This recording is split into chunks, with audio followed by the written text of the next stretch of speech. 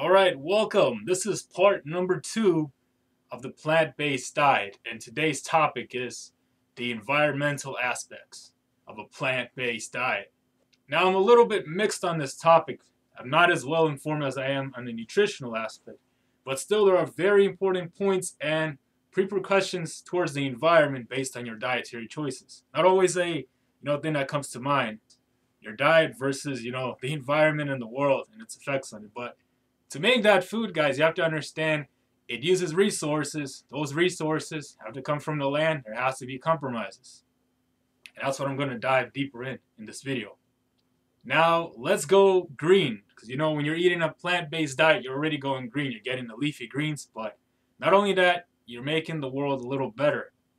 So, reason number 1 is it's very wasteful resource-wise. And one thing is we can start with the land. Especially in the U.S., animal farming, or like cattle, ranches, everything together, uses up almost 50% of all the land mass.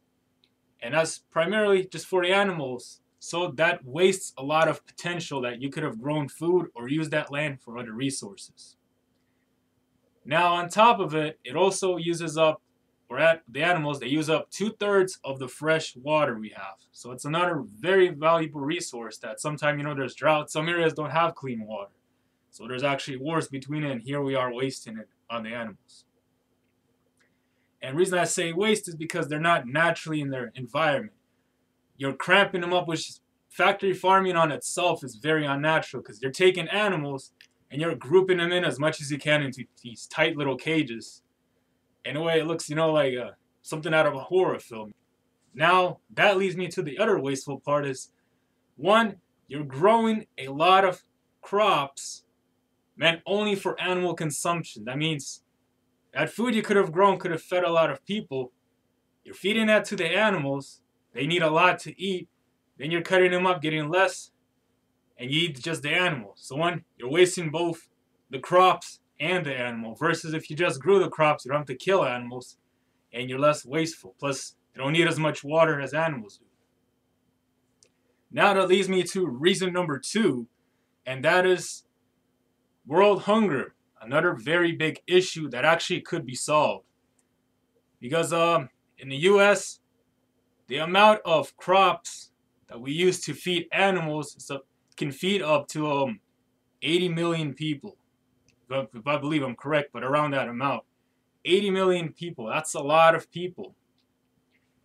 And overall, in the world, we have enough crops. If we just spend all our resources growing, we can grow food for 10 billion people, not million, billion. So in that sense, we can feed everyone. We have more than enough. And the other worst part, if you watch my previous video, the effects or negative health effects of animal products. So not only are you feeding the world, but you're feeding them better. Because there's no cholesterol, there's no IGF-1. So now look at it this way. Cholesterol-free, no IGF-1, insulin-like growth factor 1, less saturated fat, and less diseases, less antioxidants. And you're using less antibiotics and other hormones. So overall, you're going to make people live longer and healthier while solving world hunger. So it's like, why not? So that's another way why animal farming is very wasteful. World hunger still has to exist, which could have been avoided if we just restructured it, but people need their meat, people want to eat, but more importantly, it's the industries that promote it and want you to keep eating all these animal products. That's what keeps them in business. So this kind of information doesn't always get out. You have to go in and dig yourself. It's not mainstream. Just like a lot of good things not mainstream, you have to go actually dig deep and find it, but it's out there if you look. You don't just believe what the news says, the big pharma says. You do your own thinking, it'll lead you to the information you need. But yeah, that's kind of the sad reality. Now that leads me to reason number 3, how it affects the environment, and that is all the antibiotics and hormones that are pumped into these animals. Now what happens is a lot of this from the animal, it gets into our system as well, and it's less regulated because you don't know what the animal ate. Another reason why I would avoid eating animal products. But the worst part is these antibiotics, they flow into the environment. And what happens is the bacteria there, or the new viruses, they become adaptive. Because what bacteria does is becomes adaptive. It's very adaptive. So if you're putting all these new antibiotics that weren't there, it's making bacteria antibiotic resistant. So when a person gets sick, they have to use antibiotics, they won't be effective anymore. So in that sense, at the same time when we're doing that, we're screwing over a whole bunch of people and potentially playing with a lot of people's lives. Because if bacteria becomes resistant to antibiotics, we can't use them. That means even more people will have to die as well. It's all a consequence of it. So that's a really another scary reason why I don't believe we should do animal farming at all. So just to recap, one, it uses a lot of valuable resources such as land, water, and crops that could have been used to feed people. Leading reason number two is the potential to end world hunger. And primarily, this is one of the reasons keeping back world hunger from ending. So we're keeping people hungry. And three, you're developing the risk, and probably it's already happening. I don't really have the sources right now, but you're making bacteria, you're helping bacteria become more resistant to antibiotics and us fighting back. So in that sense, we're also endangering the lives of many people. But there is a beauty side to it, and that is you guys vote with your dollar.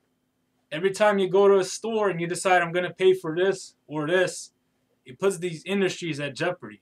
Their whole objective, that's why they pump millions of dollars, if not billions, into advertising, trying to get you to buy and stay misinformed. But if you vote, you know what you're doing, you buy it. Like right now, plant-based milks are on the rise.